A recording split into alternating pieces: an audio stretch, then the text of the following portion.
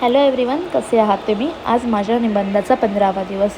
आज सकाळी जरा लवकरच उठले कारण की हिने मला उठवलं, कारण की हिची आणि माझी सुट्टी आज एकत्र होती. तर ती खूप मोठी चूक होती माझ्यासाठी. लवकर आली, तिने उठवल्यानंतर माझी झोप तर मोड झालेली. मग जरा मोबाईल बघत बघत दुपारचं जेवण बनवलं.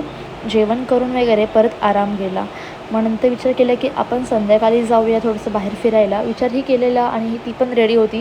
पण नंतर तिचं मन बदललं की तू जाऊ नये, मी येत नाही, मी थकले, मला आराम करायचा आहे, हे ते कारण तिची. मी बोलली की ठीक आहे, कुणावरती डिपेंड का राहावं. मग मी निघाली तिकडनं पारसी खिल्ला जायला.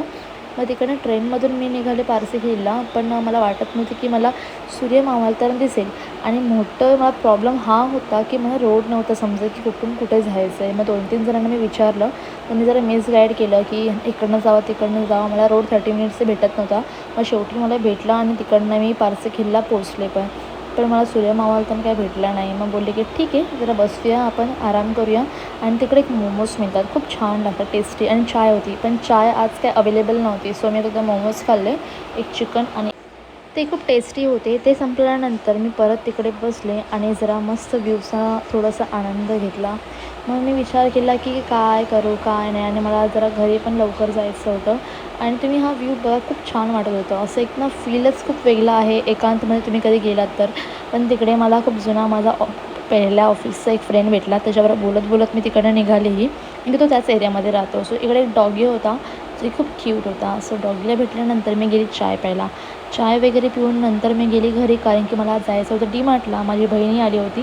सो तिच्याबरोबर मी निघाले डीमार्टला जायला, आहे की सामान पण खूप होतं, वेळ पण कमी होता. बोलले की लवकर येते, आराम पण करायचा होता. सो तिकडं निघालो आम्ही डीमार्टला, सामान वगैरे भरलं. त्यानंतर मी गेली, जे कडधान्य आहे काउंटर तिकडे गेली. तिकडे मी उचलले थोडेसे शेंगदाणे, थोडीशी साखर, आणि मी खाल्ला डीमार्टमधला प्रसाद.